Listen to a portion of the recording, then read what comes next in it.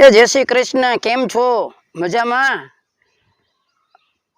सौने मारा तरफथी जय श्री कृष्ण हो। सांभळो छो ने? हे એટલે તમે કેમ ઉદાસ છો? એટલે આમ કઈ ઉદાસ રહેવાતું હશે? ભગવાને માનવ અવતાર આપ્યો છે, તેનો પ્રોબ્લેમ બી સોલ્વ છે ને, આપણી પાસે બધું જ છે, બધાની પાસે છે, પણ આપણને ખબર નથી. તમે ઉદાસ છો, ઉદાસ નહીં થાવ. સાંભળો, ગીતા વાંચવાનો ટાઈમ કોઈને નથી, શિવ પુરાણ વાંચવાનો ટાઈમ કોઈ નથી. ટૂંકમાં તો એટલું કહું કે આપણી પાસે આપણા ધર્મના પુસ્તક વાંચવાનો ટાઈમ જ નથી. તો એક નવું મેગેઝિન છે, એક પત્રિકા, ઋષિ પ્રસાદ.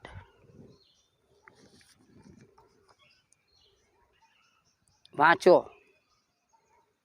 પ્રોબ્લેમ સોલ્વ થઈ જશે.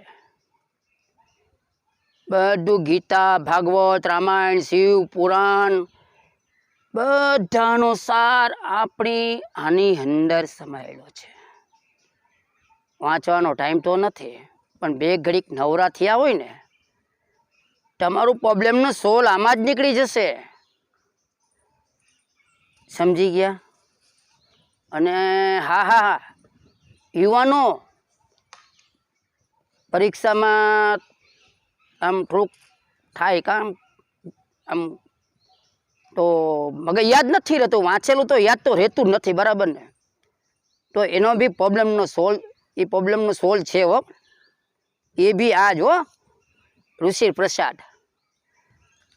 એવું બી યાદ શક્તિઓ કેવી રીતે કરવી, વધારવી, કેવી રીતે યોગાસન કરવા, પ્રાણાયામ કેવી રીતે કરવું, કેવી રીતે કોની સાથે બોલવું, કેવી રીતે આપણે યાદ શક્તિઓ કેવી રીતે વધારવી, બધું એટલું ઝેડ અંદર આવે છે. વાંચવું હો, પણ વાંચવું પડે. ઋષિ પ્રસાદ બધું જ અંદર આવે. અને આરોગ્યનું બી આવે. બીમાર થયા છે, આમ શરદી ખાંસી થાય એટલે સીધા આપણે ડૉક્ટર પાસે જાય. શરદી થઈ, ડૉક્ટર પાસે. ખાંસી થઈ, પેટમાં દુખ્યું, માથું દુખ્યું, ડૉક્ટર પાસે. અરે ભાઈ, કાંઈ જવાની જરૂર નથી. એક ખાલી ઋષિ પ્રસાદ તમે વાંચો ને, આ પ્રસાદ છે ઋષિ મુનિઓની પ્રસાદ, બસ આ વાંચવો એટલે પ્રોબ્લેમ તમારો બધો સોલ્વ થઈ જાય. દરેક વસ્તુનો પ્રોબ્લેમ સોલ્વ આમાં જ છે. વાંચો તો ખરા, વાંચો અને બીજાને વંચાવો. અને હા, દર મહિને ચોપડી આવે છે હો, મંગાવજો. પહેલાં વાંચીને જોજો, કોકની પાસે હોય, તમારા આજુબાજુમાં કોઈની પાસે હોય ને, એક વખત ખાલી વાંચી જુઓ. પછી એવું લાગે તો તમે દર મહિને તમારા ઘરે બેઠા આવી જશે, લખાવી નાખજો હો. અને હા, એક વાત જરૂર કહું, આ ઋષિ પ્રસાદ એટલે તમારું બધી શાસ્ત્રોનું નિચોડ, બધું ઋષિ મુનિઓનું, આગળના જે બધા ઋષિ મુનિઓ થઈ ગયા, વેદ પુરાણ જે લખાણું, એ બધું જ સાર અંદર આવે. એટલે એનું નામ ઋષિ પ્રસાદ થઈ ગયું. અને હા, કૃષ્ણની ગીતા અને શિવજીની ગુરુ ગીતા, વેદવ્યાસજીની રામાયણ અને સંત શ્રી આસારામજી બાપુની ઋષિ પ્રસાદ. વાહ, શું દર મહિને આવે હો, આ પ્રસાદ છે. ઈશ્વરે આપણને સંતોની દ્વારા આપણને પ્રસાદ તરીકે આપણી જીવનનો ઉદ્ધાર આમાંથી થાય. દરેક પ્રોબ્લેમનો સોલ્વ આ ચોપડીથી થાય છે. બીજી વાત સાંભળો,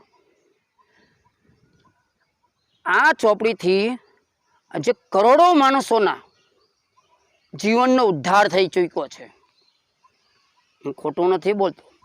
વાંચી જોજો, અનુભવ કરી જોજો, ને બીજા કોઈને આજુબાજુ પૂછી જોજો. તો મિત્રો, ઋષિ પ્રસાદ મંગાવશો ને? શું દર મહિને આવશે? બરાબર છે? તમારા આજુબાજુ કોઈ મિત્ર હોય, કોઈ તમારા નજીકમાં આશ્રમ હોય ત્યાં જઈને ઋષિ પ્રસાદ લખાવી નાખજો. સમજી ગયા?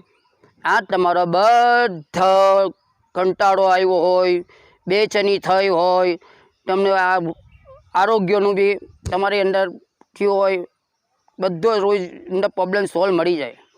વિદ્યાર્થીઓ માટેનું બી છે. હા, નારી શક્તિ માટે બી છે આ ઋષિ પ્રસાદમાં. નારી શક્તિ કેવી રીતે આપણે જીવનમાં આગળ વધારવું, કેવી રીતે રસોઈ પાણીમાં આ તે બધું જ પ્રોબ્લેમ સોલ્વ છે તમારી અંદર, કોઈ બાકી નથી રહ્યું. તો સમજી ગયા ને? એક વખત તો જરૂર વાંચજો, પછી મને કહેજો કે કેવું છે. તો મિત્રો, જય શ્રી કૃષ્ણ, હરિઓમ. આ વાતને ધ્યાનમાં લેજો પણ ભૂલતા નહીં. ઋષિ પ્રસાદ, સમજી ગયા? હરિઓમ.